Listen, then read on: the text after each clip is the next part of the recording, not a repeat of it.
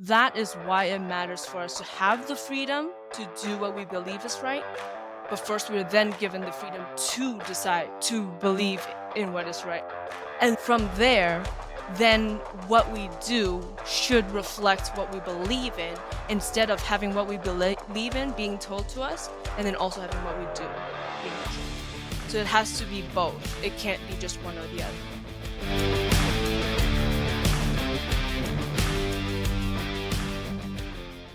Welcome back to the Be Unbound podcast. I'm your host, Jonathan Brush, and with me is my co-host and producer, David Rethemeyer. Welcome, David.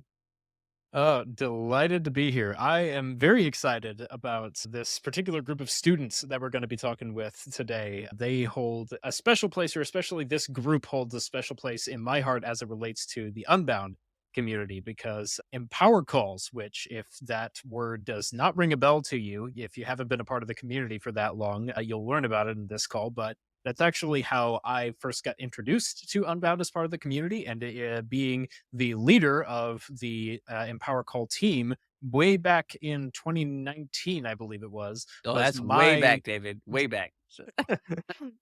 hey, listen, it is now for a lot of the students that are enrolling. That That's was right. before That's they were able to correct. drive for a bunch of them. So, but that was my first foray into student leadership, which was my first foray into potentially working with the people who are now my coworkers at Unbound. So I have a lot of really fond memories about Empower Calls, and I think these guys are doing some really cool things with Empower Calls.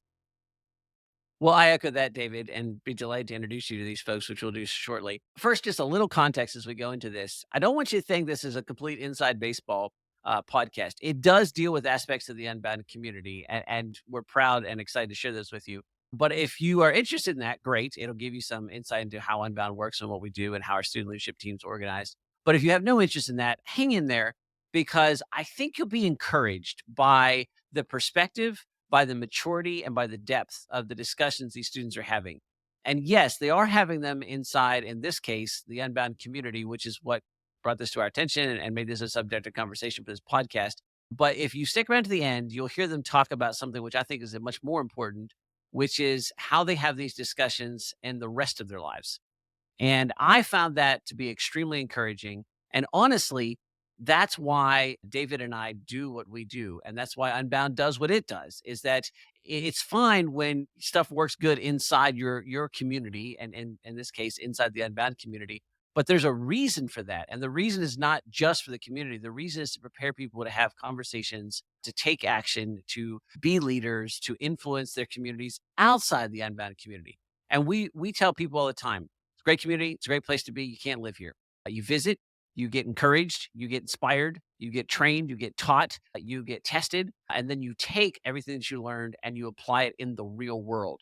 And if you hang in with this conversation, you'll hear a bunch of young people who are doing that inside our community, but then ultimately take it to the real world. And, we'll say this in the introductions of the students in a moment here, but these folks are people that live in both places. These are all 40-hour plus a week working students, and they work full-time jobs. All three of them have outsized responsibilities in those jobs. And it's a fun conversation. So looking forward to sharing that with you. And that will be what you hear next.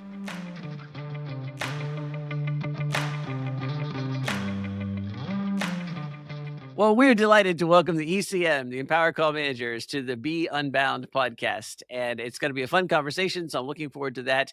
But I'm looking forward to introducing these folks to everybody just because they're a set of really cool people. And I want to talk about some recent projects that they're doing. But for that matter, it's just fun to talk about the stuff that they do, even when they don't have a really cool project on the table. So it is my pleasure to introduce to you Kian Bishop, who is literally driving someplace out of Sioux Falls, South Dakota. Ethan Sifka, who lives outside of Chicago in Illinois, and Odelia Chan, who lives just north, I believe she told me, of Toronto in Canada. Kian also, depending on the day, will claim some Canadian allegiance as well. So we're heavily weighted towards the towards the northern part of North America today. So with those introductions, let's start with Ethan. Ethan, tell us a little bit about yourself and a little bit about how you wound up as an ECM. So a little bit about myself. I'm currently a senior. I'm taking classes at Liberty University. Things I enjoy doing in my off time would be shooting, fishing, a little bit of reading. And then I initially joined the ECM when I got an invitation from Kian, I think it was, back in January. And they're looking for a third member of the ECM. And at that point, it was right after base camp. I was still on that base camp high. And I thought it was a perfect opportunity to get more plugged in to the community. That was a good way to give back, and really happy I did. Excellent. Thanks. Adelia, tell us a little bit more about yourself and how you wound up here. Sure. So I'm Odelia. I did Unbound, a BA in communications a couple years ago. And then since graduating, I spent a lot of time on the Unbound forums, which is my favorite place to be. And then through that, I got to know about the Empower calls, which I attended off and on for about a year before I joined the team this year. And I joined because I found the discussions to be very helpful and inspiring and thought provoking in a way that it's hard to find with a lot of young people these days. So I thought, why not make sure that I'm there for the other calls? And then it's been great so far. Great. Excellent. As we get ready to introduce Kian here, or rather let Kian introduce himself, Kian's in a truck, and that's because all three of these guys, in addition to doing excellent leadership work for Unbound, work full-time. And in fact, they're all making a sacrifice to be on this call, and they kind of bent their schedules to conform to David and I's, which we are really grateful for. And Kian's didn't bend as well as everybody else's. So he's coming back from a job, I think coming back from a job, right, Kian? And so we're catching him at least temporarily in the truck to make all this work. So I'm grateful to all three of them for bending their schedules and taking time off of work to do this recording. But Kian, with that introduction, to apologize for your bad audio, tell us a little bit about yourself and how you wound up here. Yeah, so first of all, I think a truck is being pretty generous for this 4-cylinder Honda Accord. I'm Kian Bishop. I've been in the Unbound community for a few years now, and I guess I joined last year. I was living by myself out in the middle of the Ozarks, so I had a lot of time to spend with Unbound people, so I joined a lot of Empower calls. And somewhere in there, somebody from the previous ECM mentioned that like they were taking applications, and I thought, hey, that sounds fun. So I applied and then got an invitation, and so here I am. And I don't think I can take credit for Ethan joining. I may have been the one to like mention it to him, but I know that he was definitely Hannah's person that she wanted to invite. Super glad that he's on because he's pretty cool too. But anyway, yeah, I work in construction and not currently going for a degree, but might be changing that soon. So yeah. Well, Ethan, not a bad deal if you got people fighting over you and who takes credit for getting you here. That's better than people fighting over who was responsible for getting you here. So we'll take that. And yeah, Kian, all I can really see is the roof of whatever vehicle you're driving. The last time I was around Kian or rode in his vehicle, it was a truck that was held together with prayers, duct tape, baling wire, and had more weapons inside the cab than body panels that were intact outside the cab. And so I just assumed that's what it was. So if you're in a Honda Accord, I'm assuming that you've upgraded in life recently. So we'll take that. Well, before we get too far into this, there's two parts of discussion we want to have here. One is just a little bit about what goes on in Unbound, and we're going to ask what an Empower call is. But then I really want to shift focus and spend the majority of this. And so if you're listening, this isn't all about Unbound type stuff. And I want to talk about a particular series of conversations you guys are having. And that's where I want to spend most of our time focusing. But to make this make sense, would one of you, Ethan or Adelia, who has the best audio right now, what is an Empower call? That sounds a little interesting. So somebody give me a quick definition and explanation. If you've never heard of such things before, what are we talking about? So an Empower call, it's basically like an informal conversation we'll have over like Google Meet or Zoom. And we'll have different discussions every week or every other week. And anyone from the Unbound community is more than welcome to join. Most of the time, they're informal. Sometimes we'll do like different games, whether it be like computer games, or had a couple other ones in the past that are not really coming to mind at the moment. But that's pretty much the gist. Can you think of anything else, Julia? No, that's about what it is. Just an online gathering of different people and just doing stuff together. Usually discussions, but sometimes just having fun and sharing stories. And I want to add a little bit to this, and I'll add it because this is one of well, it was a lesson for me, and it was also a bit of a hallmark for the Unbound community. When we had the first gathering, live gathering of Unbound students, it was an opportunity to create this kind of community out of nothing. And so we had a bunch of students who were studying in various parts of the country who ended up with a lot in common. And we said, hey, we really need to get these people together. We can't just do an online thing. And so we had our first live event, and it was electric. I mean, it was so exciting and people meeting and connecting, and it was really fantastic. And a lot of things came out of it. And so this is a slightly embarrassing story on my part, but one of the things that came out of it is people said, and this was in like 2013 or 2014, they said, hey, we would have these things where we get together and we do these video calls and we talk. And I was like, that is the dumbest sounding thing I've ever heard. I mean, there's nothing about that sounds interesting. Nobody will go for it. And my staff said, "Well, with respect, it wasn't your idea, and you're not a student, and it's not for you, and you're not even really invited." Like so. I mean, your opinion is nice, but it's just an opinion. And I thought about that. I was like, "What? That probably makes sense." And so they did it. And power calls are one of the hallmarks of the Unbound community. That they're an absolutely outstanding success story. I was proved wrong in every aspect of my opinion about them. And I have been invited to a few, not all of them, but I have come to a few. And what is really interesting to me is that if you say it, and I think this happens if you're listening, if you say this is a video call with a bunch of students, there's a little more structure than that. Ethan said they're not heavily structured, but there's generally a topic, and there's generally some people from the ECM who are in charge of I don't know if moderating is the right word, but for guiding the conversation. And keep in mind that lots of times the people who attend these calls have a lot of in-person time with each other because, cornerstone of the Unbound community are in-person events. And so we've generally been in physical space with each other. And then there's this opportunity to carry on this conversation. And the conversations that I've been a part of have been marked by being extraordinarily deep and extraordinarily rich. Now, they're also funny and silly and hilarious, and there's all kinds of other things. That's not the only thing there. But there's a richness and a deepness to the correspondence that has left me leaving those calls always feeling like I knew more than when I went in. And that has been a consistent hallmark of this program since the beginning, and something that I'm always kind of in awe of when I participate in it, and have watched various leadership teams over the years do just an absolutely extraordinary job of leading these. This present one, absolutely no exception. And that's another kind of piece here is that there's an aspect of internal student leadership here that had ended up then becoming a real part of the culture of Unbound, which is that there's an aspect here where students have a good sense of what students need to talk about and want to talk about. And the maturity of those conversations has really been a reflection of that leadership. Well, that is a segue on purpose to a series of conversations you guys have had recently called Project Freedom. And so I watched the trailer for that. Of course, I got some brief by some staff who were talking to you guys about it, and then have been sort of on the sidelines a bit watching these conversations and the topics that you're discussing. And so somebody tell me a little bit about that. First of all, let's start with what is Project Freedom? So somebody give me an overview of what it is first, and then I want to talk about how it came about and some of the results from it. So who can tell me what Project Freedom is?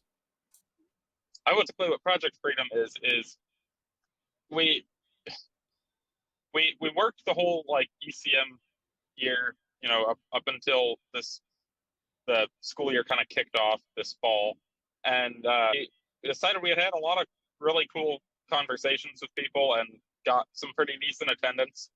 And at the same time, we kind of felt like we wanted something that would leave people leave the semester off, giving people something to kind of chew on and something to actually put put something into effect into their life. So Project Freedom is basically us trying to help people discern what is freedom, what it means to have it, why it's important, and most importantly, how we can keep it and how we can use it to glorify God. So that's what the purpose of Project Freedom is. And we, since we're all Empower Call managers, the logical place for us to use that within the community was Empower Calls. So that's how it ended up as an Empower Call series. Yeah, Kian, give me that definition of freedom. you had an explanation of freedom there. Repeat that if you would. So I think that was important. So we want people to know what freedom is, we have it, why it's important, and how to use it. Most importantly, how to use it to glorify God. That's kind of the main points I would say that we've been trying to hit on. Yeah, what freedom is, why it's important, how to use it, and how to use it to glorify God. Is that correct? Yeah, that's correct. So, I mean, when I first saw this in the trailer you guys produced and released to the student body about it, I think, Ethan, you were the one maybe speaking in that trailer, or maybe Kian, you did, but one of you used that kind of phrase. I mean, set it up the way Kian just did. And I thought, wow, in a fairly short sentence, this is a more robust discussion of freedom than I've heard in other areas for a while. So, one of you, and Ethan or Ilya, what brought that about? How did you start there? When people say freedom in kind of a cultural sense, that's not generally the perspective and the direction people are coming from. So what inspired that particular set of questions and ideas around this discussion of freedom? The way that we've seen it work is because we're not defining freedom as a place or a situation where you could do anything you want, because that isn't true freedom. That's slavery, basically, to your own sinful desires. But what we're talking about is the freedom to obey God and to live the way that He wants us to live. So that's saying we want to defend the things that enable us to live that life, which would be, and we will be talking about this throughout the calls we have, the freedom of speech, the freedom to think for ourselves and to do things for ourselves, and then also the freedom to defend that, should that be challenged. Well, and Ethan, before we go on, give you a chance to respond to that as well. Basically, it's for the same reason you mentioned. Seems like culturally, whenever you hear someone discuss freedom, never has to do with someone's faith. Generally, always, what can they physically do? So that really caught our eye, and we really wanted to build on top of that, and just try to dissect it and see how we can really fit freedom into our spiritual lives. So that's basically where the idea for it came from. Well, Delia, you talked about the freedom to think, on the freedom of speech and the freedom to think. And, for me, this is somewhat surprising, but from a cultural perspective, both of those are kind of shockingly to my perspective, they're somewhat controversial subjects. And not to, I've got a bias for you guys, but people your age, your peers, are generally, at least the way they're being portrayed in the media, are taking a different tact on this. They would say freedom to say anything you want, and almost to some extent, a freedom to think anything you want is actually quite a dangerous thing for society and for other people. And so you've got kind of a countercultural perspective here. So speak to that a little bit. And maybe Adelia, we'll start with you. And then Kian, I know you're champing to get this question, so we'll make sure that we give you a space afterwards. So Adelia, you go ahead and start. Okay, so with the idea that you could do anything you want, we are starting from the idea that man isn't entirely good to start with.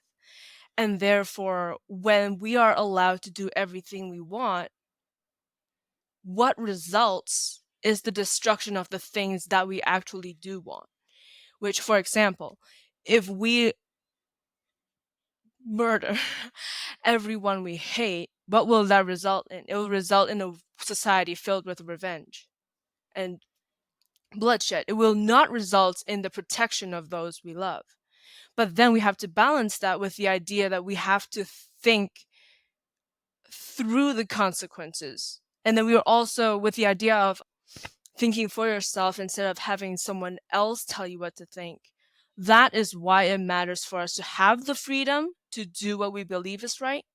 But first, we're then given the freedom to decide to believe in what is right, if that makes sense. And then from there, then what we do should reflect what we believe in, instead of having what we believe in being told to us and then also having what we do being controlled. So it has to be both. It can't be just one or the other. That's kind of what I'm seeing. Yeah, thanks, Ilya. That's great. In today's world, you generally have people who would say the freedom to say anything that you want and the freedom to think anything you want are in some ways dangerous. I don't know if you saw recent news at the time we're recording this. Ireland is proposing a law that would ban memes, basically, that might offend other people. There was a case in the Netherlands recently where a long case was brought against a parliamentarian who quoted a Bible verse and then actually had to go through a long legal process and was ultimately exonerated, but for a while was facing imprisonment for quoting that, for posting a Bible verse on social media. Those are some egregious examples, but I think you see this in a lot of other places as well, where there is a perception, I think, culturally, that young people, particularly young people on college campuses, have a real reaction against people saying anything because that can be damaging, can be harmful, and can be hurtful to other people. And you guys are saying something a little different here about the importance. And Adelia, I think you've said it well here in two different ways, that in order to be free, you can't have total freedom. At the same time, you have to have freedom in the right areas to be able to understand what freedom is. And there's a bit of a tautology there, but there's an important sort of discussion to be had. So, Kian, I may have made that slightly more complicated for you, but if that sort of gives you a reframing of it and gives you a chance to respond. No, I think that's good. And what I would like, if I were to refute other people, especially people my age on college campuses, saying that it's dangerous for us to, let people think and say what they want, I would honestly probably tell them that they might be right and that we still need to be able to do it, because frankly, staying safe in a little, bubble of not being offended isn't it's not really going to help you in the long run. I know that we try to hit that point pretty hard here at Unbound, that actually the world is actually a dangerous place, and that's just the way that it is. It's fallen, and the only way that you're going to be able to counter somebody's fallen ideas that they're thinking or speaking or writing is by using your freedom to come up with a refutation for that is rooted in something better and something higher than the power that they're coming from. So Honestly, Keen, I just wanted to give you a shot at people your age. I knew that you wouldn't fail to rise to that bait, and so that whatever way we end up framing it, that was going to work. So then, Ethan, you've had at least 2 calls already on this subject. Two calls that went with Project Freedom so far. Is that right? Two, and then Okay. we had one that we hosted just before announcing it. It was Okay, on the great. same subject. So how'd they go? Just give me a bit of a summary of how those calls went and how those discussions went. It honestly went great. We had a good turnout for both of the calls. It really led to a really good discussion, and it really helped us all dive deeper into what freedom really means in each of the subjects of freedom that we discussed for each call. And it seemed like everyone who attended the calls really left a lot more enlightened on what this topic is. So, one thing that I think I would like to point out for those who may be listening to this who aren't familiar with Empower calls or how these things work is that we've presented a lot of really bold ideas about freedom and what you guys are wanting to discuss. And I think that's really helpful. But another part of Empower calls that I want to emphasize is that this is not a kind of thing where there is a leader on the call that is just presenting all of this information and there's a bunch of students listening to it as in a lecture. This is something that is very much feedback and discussion oriented. So as we're talking about how these calls have went, I would love to know, especially if there was any interaction with kind of diving deep into some of these ideas that you guys have just presented and potentially some of the pros, cons, consequences, and advantages of them. What are some of the ways that the student community, as they engaged in these calls, talked about these issues and talked through them together? Can you kind of give us a window into what that looked like? So basically what we've done over the past couple calls is whichever one of us leads it, we'll just prepare a list of different discussion questions. And at that point, we'll basically just unleash the questions and let everyone go at it until they find a solution to the problem. So Usually it starts off kind of slow, but it really opens up the door for some awesome discussion. And really, I didn't expect it to turn out this great. Really enjoying it. There is one thing about the call that I led on the First Amendment, our first call of the series. And to answer your question, David, we opened with basically a discussion on the definition and application of the First Amendment, but then the discussion grew to us discussing about the role of religion within the government and whether or not it had a role in determining which laws should be put down to build a perimeter around the freedoms, and then whether or not that's actually possible to have a government that is without its own worldview bias. And then that kind of led to a discussion on the freedom of human relationships, because we also discussed the industries of different, well, porn, for example, or other content that is technically communications and would fall under freedom of speech, but would not fit under the law of God. And then how does the government then address that? And then whether or not there's a difference between, say, allowing children to access that kind of content and who gets to decide who is a child and who isn't, and so on and so forth. So that's just a taste of kind of where we would move from one discussion to another, and then building into like actual application and issues that we do face. And we didn't necessarily reach a conclusion to impose on the rest of society, but we did think through these different issues and then had, I believe, at least I know I have a deeper understanding of what that freedom is and how we should understand it. That's far and above what the vast majority of people in our culture are doing already. And most of the people who are on these calls are in their late teens and early 20s. So I think this is fantastic. Yeah, it sounds like really fun conversations. What were some of the surprising, twists and turns of it, or I don't know, surprising or highlights, either one that you got out of these first couple of calls? If you look back on them, what was a point that you went, "Oh, I hadn't thought about that before," or "Oh, that's not where I expected this to go"? I've got one from our trial run call that we did where we hadn't really announced Project Freedom yet, but it was all kind of on our radar. We call that was talking about tyranny and kind of what it was and how to identify it and how to resist it. And you can imagine that could sound very I don't know, almost militia-esque on the surface, oh, we're talking about fighting tyranny now. There's going to be, the guy who's in there, asking everybody if they want to pool their money to buy a B-17 or something crazy. But actually, where the discussion ended up going was at the end of the call, it went for probably 2.5 hours or something like that. The people remaining on the call, the conclusion that we came to was basically, if you want to fight tyranny, live out the Great Commission and have a family, is kind of really where it ended up. And that sounds insane, but if you actually follow our tracks of how we got there, a lot of sense.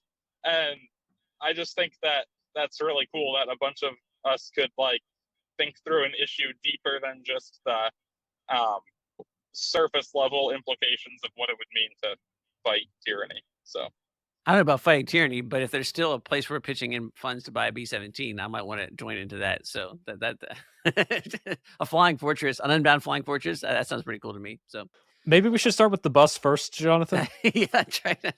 But yeah, if we ask for the B-17, Megan will clear us for the bus, David. So Adelia and Ethan, what were some highlights or some turns for you guys? And thanks, Kian. That's a fun story to share. I thought that the discussion on what Kian said, that conversation was amazing. It was actually logical. It wasn't just a bunch of biased people jumping to conclusions. It was us literally tracing what tyranny was to what it would mean to be something that would answer that. And then something that would actually last in order to ensure it doesn't happen again. That is the kind of twists in terms that I really get excited about. But there's also the unexpected ones where I think it was where, which I was talking about, our discussion with the First Amendment, and then moved to, like, when you say the freedom of thought and the freedom of religion, we also touched on the freedom of bodily autonomy and the freedom of relationships. That was a direction I didn't imagine that going, because it's not necessarily within that, but then that is also, I think, one of the implications that would come from that, which I didn't expect, because we usually think of the freedom of thought, speech, and gathering as like us just communicating, but then there's also who gets to decide what kind of relationships you have with one another, who gets to decide how you communicate that. That was pretty cool. Yeah. Thanks, Adelia. Ethan, anything you want to add to that or any surprises for you? Well, I think one of the biggest takeaways so far is just seeing everyone come in from the community and just offer their different ideas and input. And just seeing how they all differ a little bit, but they're also very similar, especially just regarding, our beliefs spiritually, our beliefs politically. Even if they do differ a little bit, they all basically come back down to this biblical base. So seeing that all come together and then come up to different conclusions each call, it's just so cool to see. So, a final question here as I think about this. You know, there's a lot of discussion here recently about loneliness. Loneliness is an epidemic. Loneliness is a major problem, and this discussion has been around for a while. It's accelerated in Western cultures, and of course, COVID has exacerbated that in some pretty dramatic ways. And so, the opportunity to have a deep conversation that's not strident, that's not hysterical, about issues that make sense are a bit rare. So I guess just speak to that a little bit. How unusual is it in your experience to be able to sit down, have a conversation with people from literally across the continent who have, you know, some shared values, Ethan? I mean, this is a group that, we're in the same organization. So there's some common touch points, but in my experience, often have surprisingly different perspectives and sometimes wholly different perspectives. But at least in my experience, those perspectives come together in this thoughtful conversation that has often left me going, "Oh, I understand that a little bit better now." And honestly, just speaking for myself, that's a rare commodity. There's few places where I get to have those kinds of conversations. How unusual is it for you to have conversations like this? Obviously, you have them as part of Project Freedom on Power Calls. Does that does the conversation happen on Power Calls? Does it echo conversations you have in other parts of your life, or is it unique? In friend groups, conversations like this do happen, just not as frequently. Mhm. And in other aspects of my life, such as at work, it's pretty rare, just because you don't know what everyone else's beliefs are. You don't know if you're going to offend someone, and it's not fun to offend someone when you're going to be on a job with them all day. So it seems to be pretty rare. So I'm really happy we have this opportunity. I would say it isn't that rare to have these conversations with some other people that I spend time with, but it was surprising at first to see just how deep the conversations could be and then how silly they could end up. So there were a couple times when I think Ethan still remembers this too. Like we were playing with the Google Meet filters at the end and we were just laughing. We were laughing so hard. But it's like knowing that you could talk so deeply about something you guys both care about and actually think through those issues and then also just have fun with them. That is something I found a little difficult sometimes with other people because it's like with these groups you kind of just hang out and have fun. With these people you kind of discuss stuff, but it's like it's hard to find people who have that balance of both, and I love to see it here. And then it's also taught me, I think, how to discuss things well, like being on these calls. Now that sometimes if I do have the opportunity to participate in conversations like these, then I kind of know how to respond better. Whereas, or I guess you could say I feel more comfortable talking about these issues with other people because I have done it already. And it doesn't feel so strange anymore to suddenly go from like small talk to an actual discussion because these things happen already. So Yeah, thanks. I, So I asked that question, and I was guessing that you were going to have an answer somewhat like that. And and that's the part that I kind of wanted to kind of bring out here is that yes, the Empower Calls and this Project Freedom have created an interesting space for young people to have this discussion. And happens to happen inside the Unbound community, and that's fantastic. But that my suspicion is that there's more of these conversations taking place than we likely are led to believe. That people are actually more thoughtful about this than certainly is portrayed in your average social media feed, and that when given the opportunity, most people, despite whatever background they come from, are willing and interested and can be passionate about engaging in this and doing it in a way that actually does help each other. Now, does that mean that you're going to have strident, ridiculous, stupid conversations with people? Yeah, I mean that's certainly possible.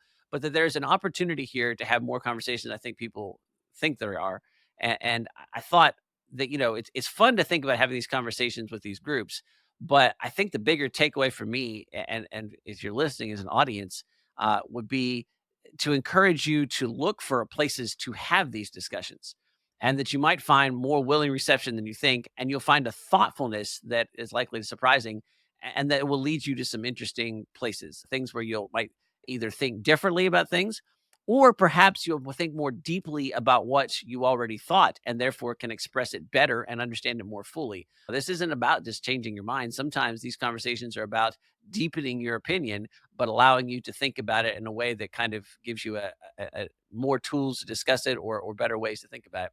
And so thank you for answering that. And for me, it's very exciting to think about. Yeah, it's fun to have these conversations on Empower Calls, but it's a lot more fun for me to think about these conversations happening, Ethan, with other friend groups, or Adelia with other people, or giving you the confidence to bring these up with other people and have those discussions. So thanks.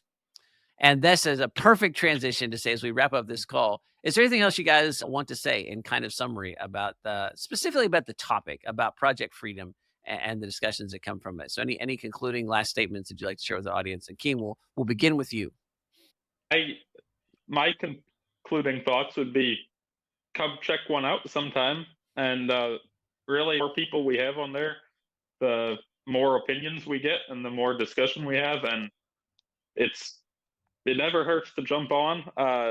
It's going to be giving out some homework for, and I think that those are going to be pretty interesting. But even if you don't get a chance to articles or whatever, still feel free to come join. And also, we should be releasing the whole calendar for the rest of Project Freedom soon, so that you guys won't be surprised by us when we announce a call. So hopefully that'll help Thanks, with Keem. attendance. Ethan, and we'll give Adelia the last word. I completely agree with Kian. Anyone who hasn't attended one yet, please feel free to join. We're really looking for more people to join, and like Kian said, the more opinions that we have come to it, the better the calls and the topics turn out. Well, I think that's about it on my end. Great. Thanks, Ethan. Odelia, we'll give you the final last summary words here. All right. I'll repeat what Kian and Ethan said. Come join us and learn how to define freedom both for yourself and for your life, and also learn to stay strong and stay free. Well, thank you very much. Thanks for the conversation. Again, thanks, guys, for bending your schedules and taking time from work and time traveling, Kian, to be able to participate in this. Thanks for your leadership on this subject, and thanks for a thoughtful conversation. I'm excited to see where your future calls go.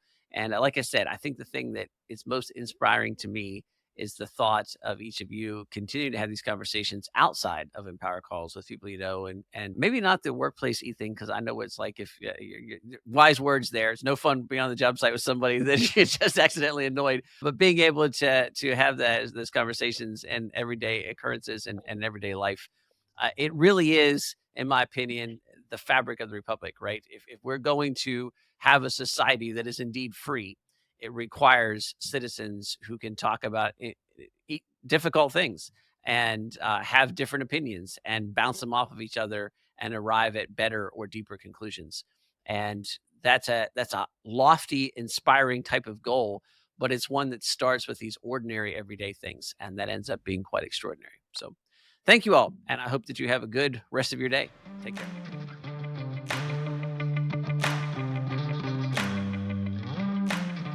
Well, all right.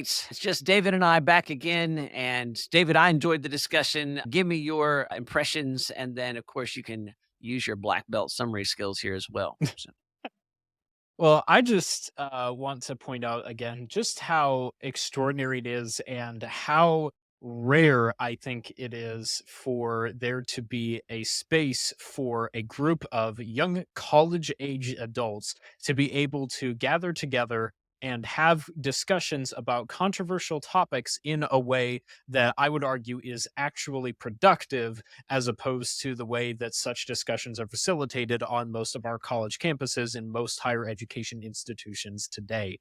They are actually willing to bring in outside resources. That's not something that they got into a whole lot, but for some of the calls that they have coming up, they're saying, hey, come in having read at least this article, or potentially even having read some of this book before coming into this discussion. And then let's talk through a bunch of different viewpoints. Let's disagree on some things, potentially butt heads, and then just ultimately follow the logic through and see where it leads. Even if we don't necessarily agree, even if we don't necessarily have application points, let's follow through and think deeply about these issues in a way that actually considers multiple angles and viewpoints, but is still framed through a Christian worldview. And I think that that is something that if we had more of that on our college campuses today, then we would be in a far better position. But I'm just delighted that it's something that we can facilitate here in Unbound. well, I think that's a great summary. And David, I think you get a little bit of credit for this. As you mentioned in the introduction, you were a part of the ECM yourself and was your first introduction to leadership. And so, in some ways, since you precede these folks, they're a bit of your legacy. And there is that a truth to that in the sense that culture is created and then passed down generation to generation. And from the conversation we just had, I'd say you did a good job passing it down, and the current generation is carrying it forward really well. So, thanks to the ECM for being on, to Kian, Ethan, and Odelia for the work that they do, and hope you enjoyed this discussion.